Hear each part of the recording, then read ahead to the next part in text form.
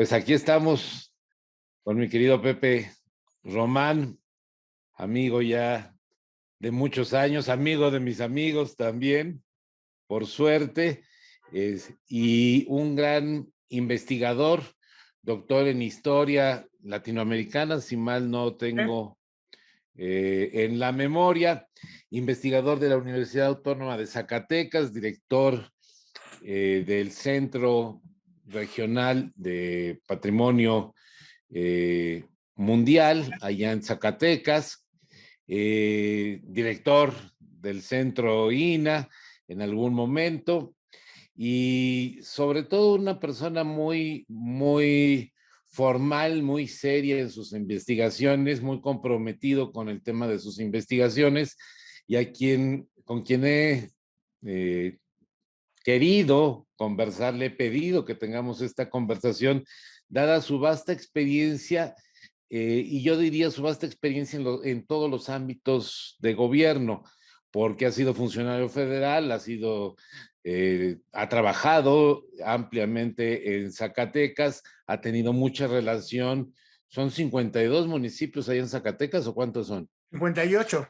58 municipios con los que tuvo que tratar de una o de otra manera cuando fue director del Centro INA. Entonces, su experiencia me parece que será muy ilustrativa para los directores municipales de cultura, para los promotores culturales en los municipios que escuchan este podcast. Te doy una muy grande bienvenida, mi estimado Pepe, y un agradecimiento por aceptar la entrevista. Gracias, querido Carlos, con mucho gusto y sabiendo lo activo que eres y tan comprometido justamente con todas estas iniciativas, por supuesto que es un honor y un gusto estar aquí contigo en este programa.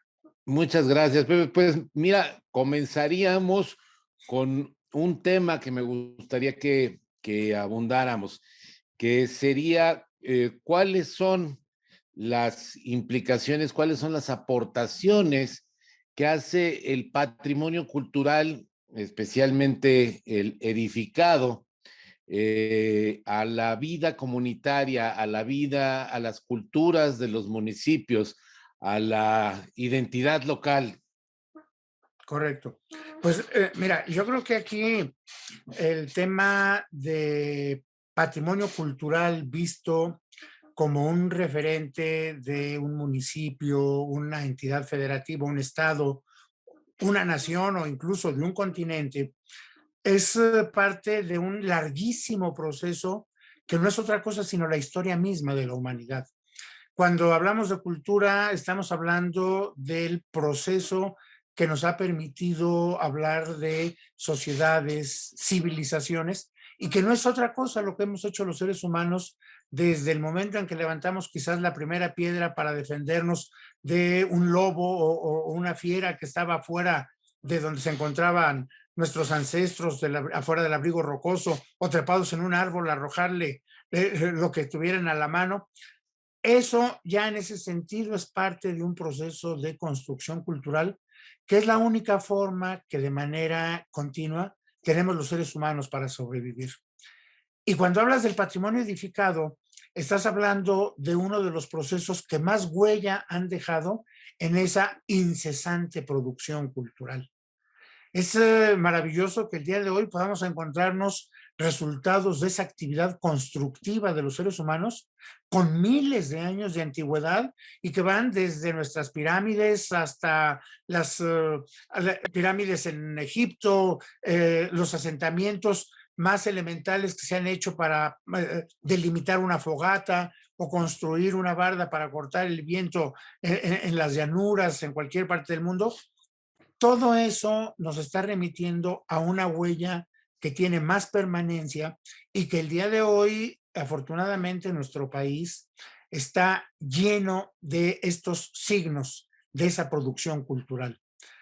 No hay quizás un solo espacio en donde haya construcción en todo el territorio de México que ese trozo de espacio no esté asociado con una gran historia y que lo que nos ha hecho falta es identificar, es contar, poner en valor y por supuesto que aquí por la disposición legal obviamente que el municipio es el que tiene en primera instancia no solo la responsabilidad de atender, cuidar, preservar, sino también el uso y el derecho para que a través de una actividad racional, sostenible, esos bienes generen desarrollo humano integral. Lo que se llama desarrollo, los objetivos del desarrollo sostenible que van el generar empleo digno, el combate a la pobreza, la inclusión social, el combate a la desigualdad, todos esos indicadores, la habitabilidad, todos esos indicadores del desarrollo sostenible, esos objetivos, nos están remitiendo a un papel que el día de hoy los monumentos que encontramos en un espacio urbano, monumentos arquitectónicos que tienen un valor histórico, que tienen como conjunto un significado y que nos permiten hacer una lectura de ese paisaje, tanto de su historia como de su presente. Creo que aquí el tema nos debe de mover a la atención y a la preocupación de las autoridades municipales de ver cómo hacemos para actualizar el concepto de patrimonio. Como ese concepto de patrimonio viene del mundo jurídico y se dice que el patrimonio es lo que heredamos, de entrada eso ya nos remite a un proceso que parece tener su origen en la antigüedad y que de manera directa se nos pasa y como ocurre con muchas fortunas cuando recibe uno una herencia, si uno dice, pues voy a vivir de mi herencia, voy a disfrutarla, voy a viajar, voy a dormir hasta tarde, y voy, etcétera, etcétera, en menos de lo que canta un gallo, como comúnmente decimos, esa herencia ha desaparecido. Y el día de hoy, no solo estamos en riesgo de que muchos bienes culturales y naturales que son altamente significativos para nuestros barrios, nuestras ciudades, nuestros municipios, nuestras comunidades, están en ese riesgo porque todavía no encontramos la manera de generar una propuesta de uso sostenible que en otras partes ha servido para reactivar economías, ha servido para generar empleos, ha servido para recuperar una región y sus tradiciones y que son parte de las propuestas que el día de hoy deberíamos de contemplar como parte de la acción desde el municipio, porque lo importante no es de que a un presidente municipal con toda la buena intención con la que llegue para poner en valor un conjunto de bienes, cuando llega el cambio de gobierno, desafortunadamente, no se percibe la importancia de darle continuidad a esas acciones y el retroceso no implica perder 3 años, porque aquí el tiempo lo estamos viviendo en términos de la preservación de los bienes que se encuentran y el retroceso puede ser mucho mayor. Mira, ahí me permito ¿Sí? comentarte. Eh, si bien es cierto que es importante per se por sus valores arquitectónicos, por sus valores históricos, por su estética, la preservación de los bienes que han sido declarados como monumentos, también quisiera yo que abordaras un poco más allá y viéramos sobre todo qué aporta el patrimonio en términos de un sentido de pertenencia, un sentido de apropiación, de generación, de cohesión social, ¿qué produce en la sociedad el que exista, por ejemplo, en Zacatecas la catedral o si hablamos de un bien mueble histórico, pues la preladita, por ejemplo, ¿no? Uh-huh. Que, que más allá de su preservación en tanto bienes, ¿cuál es la capacidad que tienen o cómo funcionan para darle sentido a la sociedad? Pues. Sí. Mira, lo has dicho muy, muy bien y tú mismo estás construyendo la respuesta. Todos los bienes significan un elemento de identidad y de memoria. Y ese elemento de identidad y de memoria tiene que ver primero con el tránsito generacional que cada sociedad tiene con esos elementos de identidad. El día de hoy, en donde las tecnologías de la información y la comunicación han cambiado completamente el sentido de la percepción, sobre todo en las nuevas generaciones, nuestra preocupación el día de hoy es cómo le vamos a hacer para que los jóvenes que están acercándose a su etapa formativa en distintos niveles de educación, no importa cuál, y que los mensajes que reciben de esas tecnologías de la información y la comunicación muchas veces no rebasan los 2 minutos porque han estado acostumbrándonos a que la atención no se fije más allá de ese lapso porque todos son tiempos que se cuentan en dinero. Y aquí nos encontramos con, tú lo mencionas correctamente, la preladita, que es una imagen devocional de aquí de Zacatecas, que congrega a los barrios, que congrega a los oficios, que congrega a los músicos y a los danzantes, que congrega a los fabricantes de los cohetes para la pólvora, que congrega a los que diseñan los atuendos para los bailables. Estamos hablando Las de un cocineras tradicionales, por favor, también. y cocineras tradicionales porque están las reliquias y están los antojitos que se venden a lo largo de las procesiones, etcétera. Nos encontramos con un elemento que es de orden transversal que en una ciudad da alimento, da empleo, da visitantes, da identidad y da memoria. El día Y en sentido de que, trascendencia y fe, pues, no, ¿no? y Fe por supuesto compartida. que y que por supuesto ahí, cuando hablas tú de identidad y de memoria, son eventos en donde lo que estás reivindicando es que hay elementos de comunión o de comunicación en donde te incorporas a un espacio amplio que es incluyente y que basta con que incluso puedes no creer en alguna religiosidad, pero la expresión cultural misma te dice, yo soy de aquí, ¿por qué? Porque esa es la matriz cultural en donde vivo. Entonces, toda esa parte es muy valiosa porque te permite, primero, aglutinar a la sociedad en sus diferentes niveles de edad y de composición social, de inserción laboral, etcétera, en torno a un elemento en el que te reconoces como parte no solo constitutiva, sino como parte actuante. Nosotros en la bandera tenemos un símbolo que decimos esto nos agrupa a 128 millones de mexicanos, tenemos un himno que decimos nos agrupa a 128 millones de mexicanos, pero cada municipio tiene su fiesta tradicional, tiene su celebración particular, tiene el modo de expresarla y eso hace que se establezcan vínculos, por ejemplo, de solidaridad entre los panaderos para hacer el Día de Reyes la rosca más grande de todo el año. Y ese día se juntan y la ponen en común.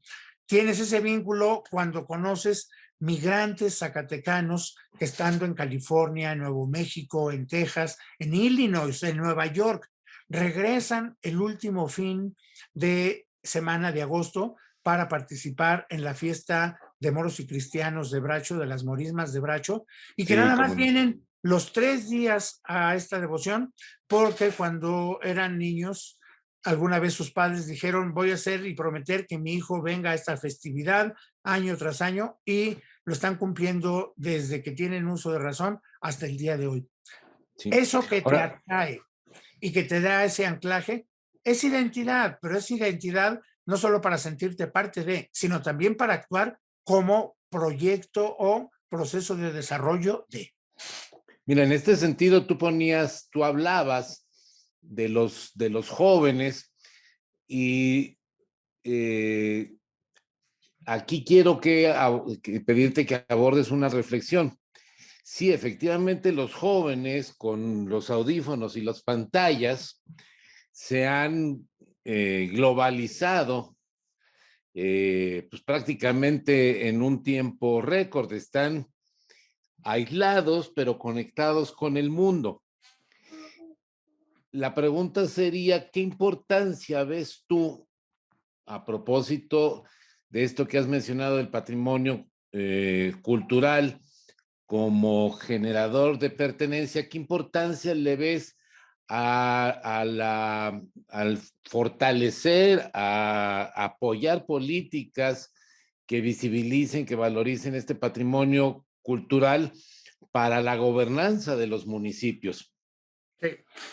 Pues mira, el día de hoy la ONU, UNESCO y muchos organismos internacionales han planteado, y yo creo que nos quedó como experiencia también de esta pandemia tan atroz que ha azotado a todo el mundo, que la cultura definitivamente, en general la cultura, es uno de los medios más poderosos para impulsar el cumplimiento de los objetivos de desarrollo sostenible. Y que esa cultura aplicada desde el barrio, la comunidad, el municipio, y de ahí escalas hasta donde se pueda escalar y que por supuesto está todo el camino para hacerlo. No, pues Aquí por el ejemplo, el tema, caso de las Morismas sería un caso regional de 11 municipios, ¿no? exactamente, y que además tú sabes que las fiestas, lo que se llama las danzas de conquista, que se han venido analizando y trabajando desde hace muchos años, empezando por don Arturo Warman, son elementos que rebasan, bueno, nuestros municipios, nuestros estados, pero atención, nuestras fronteras. Muchas de las danzas que se llevan a cabo en Zacatecas, la de la pluma, la de matlachines, la de tastuanes, etcétera, se hacen en California. La peregrinación más grande al Santo Niño de Atocha ya Sí, en este bueno. momento no se hace aquí en Zacatecas, se hace en Santa Paula, California, donde han impulsado esta tradición allá, pero también se está llevando a cabo en el santuario de Chimayó, en Nuevo México, porque hay una réplica y una gran tradición de este niño de Atocha. Con esto, ¿qué quiero compartir contigo, Carlos, y con quienes nos escuchan?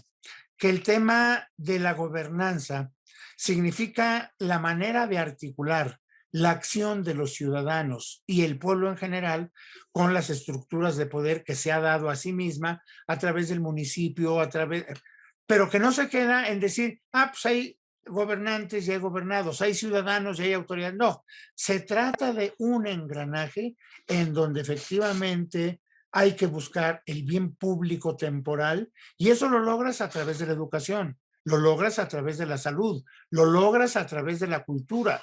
Y aquí en nuestro caso sí está muy claro, oigan, hay tal enfermedad, necesitamos ponernos esta vacuna y los que son ya jóvenes de 60 años en adelante, de tal a tal fecha les toca. Los que son para educación, oigan, hay en cierta edad deben de ingresar a este nivel de escolaridad, pero no tenemos nada así para cultura. Y es en donde debemos de encontrar las políticas públicas que nos están haciendo falta para que la cultura sea un elemento transversal en nuestra vida. ¿En qué se traduce esa gobernanza? En que si quieres pintar, puedes encontrar el espacio adecuado cuando esa gobernanza te ha generado los espacios y evitas los grafitis en los monumentos históricos. ¿En qué se traduce esa gobernanza? En que tienes la posibilidad de aspirar a conducir el cuidado y protección de los bienes de tu municipio cuando tu municipio se ha encargado de promover acciones que formen a niños y jóvenes de secundaria y de bachillerato para que cuando lleguen a las licenciaturas prácticamente no hay una sola licenciatura en todas las universidades de nuestro país que no pueda alinearse perfectamente para la protección y uso sostenible del patrimonio cultural. En otras palabras, Totalmente.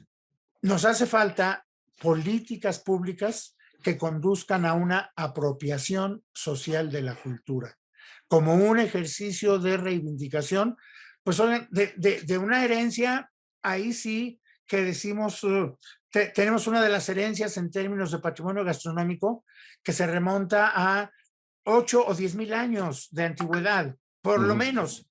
Y eso que el día a día estamos llevando a nuestra mesa, ya sea frijoles de la olla, una tortilla y un chile en Tacos molcajete, envenenados, pues. tacos envenenados acá de Zacatecas, eso ya nos está remitiendo a un orden cultural que nos acerca a que ese camino conduce a más oportunidades para un presente, por supuesto, digno de ser vivido, pero sobre todo para garantizar al máximo el futuro de los que van a seguir.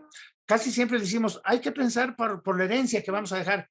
no solo es eso el papel del patrimonio. El papel del patrimonio es qué hacemos los que estamos en este momento cuando pasas frente al monumento que su base estructural está fallando.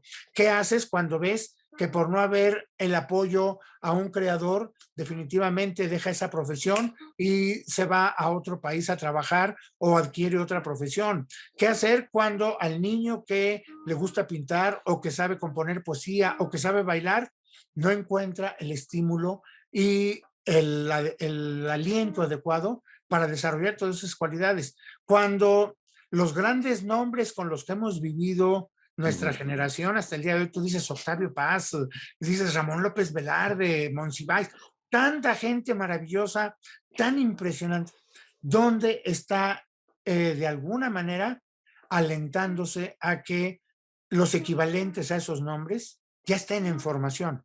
Y ahí es en donde, por eso decimos que el patrimonio cultural no es una propuesta de contemplación del pasado para que se proyecte en el futuro. El patrimonio cultural es una propuesta de acción para el presente. Y ahí vale la pena pensar que las presidencias municipales, miren, puede ser a través de sus departamentos de cultura, Ujú. puede ser en combinación también con sus cronistas, puede ser con sus encargados de archivos, puede ser con su departamento de obras públicas, puede ser incluso con otras áreas que tienen que ver con comercio, que tienen que ver con comunicación, que tienen que ver con salud, etcétera. Absolutamente todos estos espacios municipales pueden contribuir a generar gobernanza, es decir, construir una vida democrática de alta calidad, no obstante las limitaciones que haya que enfrentar o remontar, siempre y cuando sea un ejercicio de gobernanza donde van juntos el pueblo y las autoridades. Ese es, en mi opinión, el papel y la importancia que estos bienes le dan a fomentar esta gobernanza. Y mira, tal vez de manera brutal, pero para ser muy contundente, lo que yo digo es que si no, desde los municipios no se genera, no se procura generar este sentido de pertenencia a partir de estos valores culturales, pues, ¿cómo vas a convencer después a la gente de pagar impuestos? Si no Claro, se sienten parte del lugar, si no sienten que están contribuyendo al desarrollo de su territorio inmediato y al beneficio de su sociedad con la que convive, ¿no? exacto. Incluso agregando a lo que también acabas de decir, hacer política es hacer cultura. Ujú. Y una de las mejores maneras de que un gobierno tenga legitimidad, que es lo que facilita el funcionamiento de la gobernanza, es no limitar sus funciones. Y ya tienen múltiples funciones, pero por supuesto hay una prioridad que le va dando, miren, al extremo de que a uno le permite decir con mucho orgullo, yo soy de tal municipio, pues yo soy de este otro municipio, yo soy de este otro municipio. Y solo en el enunciar, yo pertenezco a tal municipio, es porque hay una identidad que me da anclaje con ese municipio. Y a lo mejor nací en un municipio al que no he regresado a vivir y lo puedo ir a Ujú. visitar transitoriamente, o voy a visitar a familiares que todavía quedan ahí, etcétera, pero jamás vamos a dejar de tener esa pertenencia y ese orgullo de decir, yo nací en Jerez, nací en Fresnillo, nací en Zacatecas, nací en Guadalupe, porque cada uno de estos Ujú. municipios marca, deja un sello, pone una impronta en cada uno de los que nacemos ahí y nos duele lo que pasa y nos alegra lo que pasa. Ujú. Por supuesto, aquí el municipio tiene una función que por ley también le da un gran privilegio. El municipio, la autoridad, el ayuntamiento, la alcaldía, la presidencia municipal, tiene un nivel de representatividad y legitimidad que sencillamente por mandato de ley ya es un punto de partida. Pero en segundo lugar, quienes llegan como autoridades se encuentran con toda una infraestructura y una traza urbana y se encuentran con áreas verdes, se encuentran incluso todavía, y qué fortuna y maravilla donde las hay, con huertas dentro de su traza urbana, Ujú. se encuentran con barrios tradicionales que a veces están identificados con los oficios que vienen desde el siglo XVI o XVII y que estos municipios en su espacio tienen todavía la traza del famoso mercado español, del tianguis prehispánico y de lo que llamamos, ay, ¿cómo se llama esto? El parián, que es la representación del mercado o de las mercancías filipinas que se venden a partir de ya la llegada de la nao de China o del galeón de Manila, y que muchas ciudades y pueblos de nuestro México tienen los tres mercados: el mercado español, el tianguis y el parián. Y Acá en coexisten, Puebla, claro, acá en Puebla está el Parián. por supuesto, y aquí en Aguascalientes, Zacatecas tuvo su Parián, y Mira, todavía hay municipios zacatecanos como Nochistlán, como Tabasco, como Tlaltenango, que junto al tianguis y al mercado tienen su Parián. Entonces, ahí no solo estás hablando de formas económicas donde compras y vendes, no, estás hablando de espacios de socialización en donde las estructuras culturales se cruzan y te van dando un significado, y tú sabes no solo qué productos puedes encontrar en un lado y otro, sino qué personas, con qué tradiciones, con qué raíces familiares, con qué parentesco, con qué nivel de afinidad. Y el municipio protege todo eso. Es sí. función del municipio Mira, proteger todo ahí, eso. me atrevo a interrumpirte porque mencionas dos cosas que me parecen muy importantes. Si bien los gobernantes municipales encuentran toda esta infraestructura que ya has mencionado, me parece que hay dos cosas que destacar. También se encuentran organizaciones sociales que están allí, cofradías, mayordomías, fiscalías, carnavales, Tantos etcétera. patronos. Y lo segundo, que estas organizaciones se expresan en espacios públicos de socialización. Este punto me parece muy importante, ¿Sí? Pepe. Mira, justo para allá iba la segunda parte de la respuesta, y lo muy maravillosamente lo has dicho.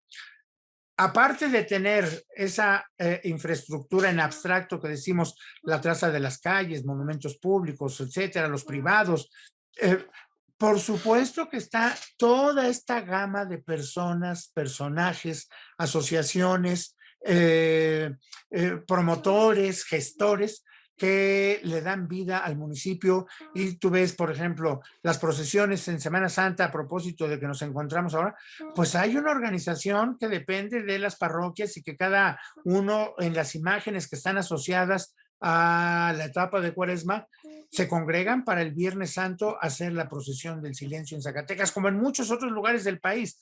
Pero es también la fiesta de San Isidro Labrador, porque se celebra el tema de la agricultura que le da vida al municipio, y por lo tanto el municipio reivindica no solo el acto económico, sino la continuidad cultural, para que la agricultura siga siendo una actividad con sentido y no se disgregue o se pierda.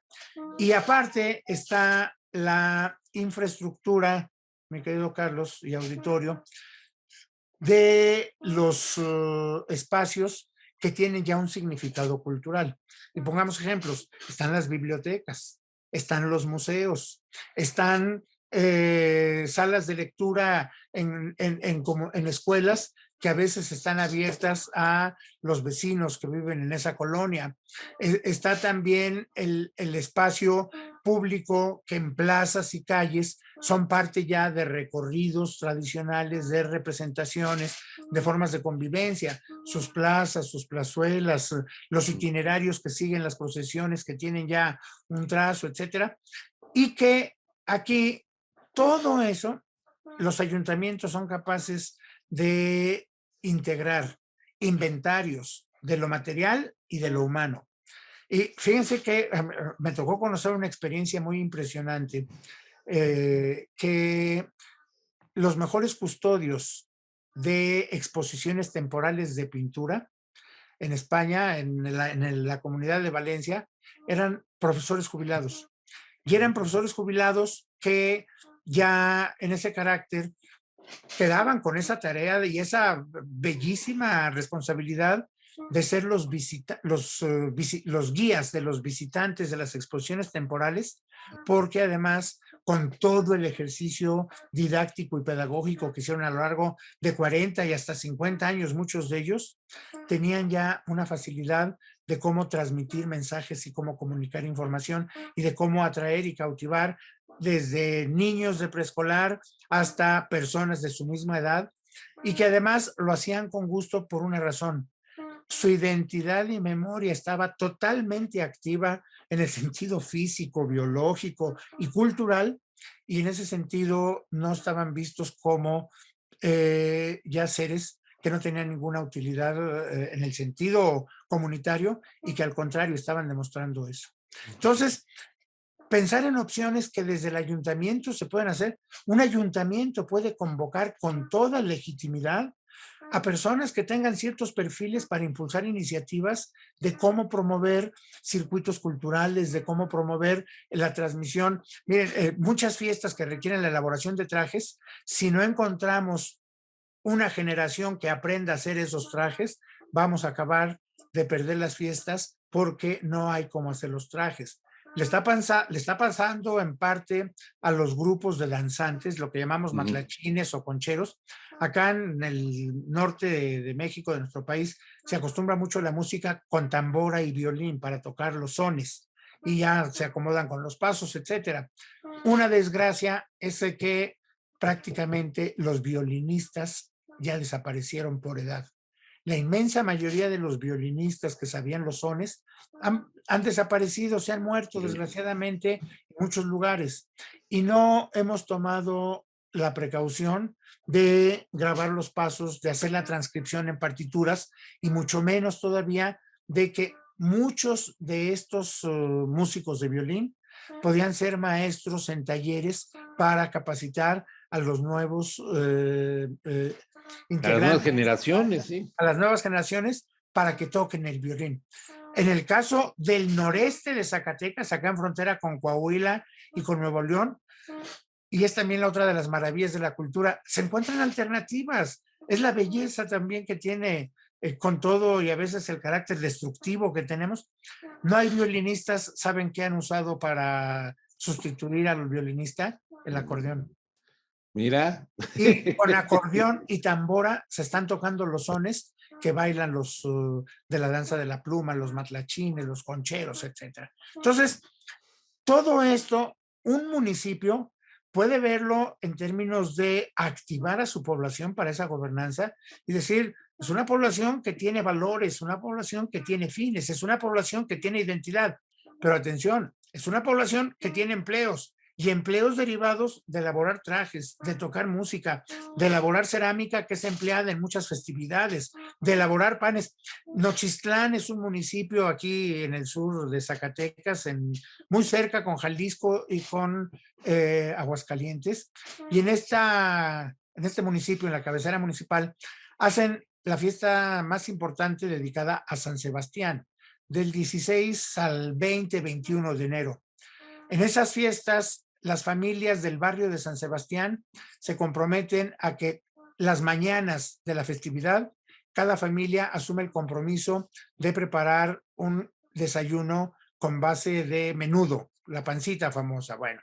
Y por supuesto con tortillas, con la bebida que puede ser café, refrescos, pero además hacen cascarones para la fiesta del papaqui, que se los quiebran antes unos a otros, antes de desayunar, para que hagan esa celebración ritual simulando una guerra entre españoles e indígenas. Les dan su pinole y pasan al desayuno, hay misa previamente, danza, cohetes, etcétera. Para el desayuno de los 5 días, en el año 2016, que estuvimos trabajando ahí de la universidad a lo largo de la fiesta, se consumieron 8 toneladas de menudo, porque cada familia andaba produciendo entre 800 y 1,200 kilos de menudo para el desayuno que iba a ofrecer. Y varias de estas fiestas las ofrecen migrantes que regresan para acá. Un día antes del 1 de enero, otro grupo muy importante, el último de diciembre del año, se interna a una zona de bosque, una cosa que parece que es nomás ir a cortar leña, que va a ser la leña que se va a usar en todas las festividades para preparar el menudo, para preparar la miel de maíz con la que se va a hacer el tejuino. Parece que nada más, pero casi parece también de esas ceremonias rituales iniciáticas en donde va un grupo de hombres, desde niños de 3, 4 años hasta señores ya de 70 a cortar la leña y la regresan toda, pero no entra a Nochistlán, sino que se queda en una comunidad porque la leña debe entrar a Nochistlán el día 1 de enero en procesión y la debe de recibir el cura todo esto debería de ser parte de una estrategia de supervivencia en el sentido más amplio de la palabra, de por qué querer un municipio, por qué querer una comunidad, por qué querer a las personas de carne y hueso que viven en mi misma calle, por qué más vale en ese sentido no tirar basura y tener limpios nuestros espacios, por qué pagar precios justos por todo lo que hacen nuestros vecinos, por qué involucrar a nuevos elementos, a nuevas generaciones en la producción de tantas cosas que se necesitan. El menudo que se consume ahí en Nochistlán, lo pongo y lo digo con cierta envidia, se compra en Aguascalientes, cuando la ganadería zacatecana debería de estar suministrando efectivamente ese menudo. Si ya sabes que se van a consumir alrededor de 8 toneladas para esta fiesta, pues vas acopiándolo a lo largo del año y vas congelándolo para tenerlo listo. En cambio, con el chile no se batalla. Nochistlán es productor de ese chile que ahora también está con denominación de origen y que se llama yagualica, que es uno de los mejores chiles de árbol de todo México. Bueno, ese ahí lo tienen y lo tienen a la mano. La cosecha con la que se hace la fiesta, la comida de la fiesta de San Sebastián, es la cosecha que se recogió entre agosto y septiembre del año pasado. Entonces, hay todo un conjunto de elementos en donde el ayuntamiento debería de pensar en el papel activo que puede asumir en la conducción de esa gobernanza a partir de la integración cultural. No, y mira, mencionas varios elementos que nos permiten también decirle a quien nos está escuchando. Sí estamos hablando de Zacatecas y tenemos más de una decena de ciudades que han sido declaradas patrimonio Mundial. mundial, pero y en cada comunidad tenemos, en muchas comunidades de nuestro país tenemos patrimonio que es monumento histórico, monumento arqueológico, monumento artístico. ¿Sí? Pero incluso en los pocos municipios donde no haya alguna de estas categorías, eso no significa que no tengamos patrimonio y eso no significa que no tengamos espacios de socialización, que el municipio puede hacer mucho para facilitar este diálogo, este acuerdo, este conocimiento entre las personas hacia la construcción de esta identidad, ¿no? Claro. Mira, eso que dices es muy importante porque es también urgente hacerlo, en términos de que por no pensar que tenemos elementos valiosos, pues los estamos dejando a veces en el abandono y a veces hasta activamente los destruimos porque pensamos que es mejor que ahí se construya un estacionamiento o un fraccionamiento o un edificio de muchos pisos, etcétera. Tenemos la fortuna de vivir en un país, y yo creo que es algo que todos hemos escuchado, que prácticamente donde levantes una piedra hay una zona arqueológica abajo. Es una metáfora muy bonita que ya en los años 50, 60 se desarrolló. Eh, Volteas a este país y su historia a partir del siglo XVI y no encuentras un solo lugar donde no haya una densidad tan impresionante de tradición viva, de tradición constructiva, de valores, de elementos de comunicación. Miren, pongámoslo así de esta manera, y les pongo un ejemplo.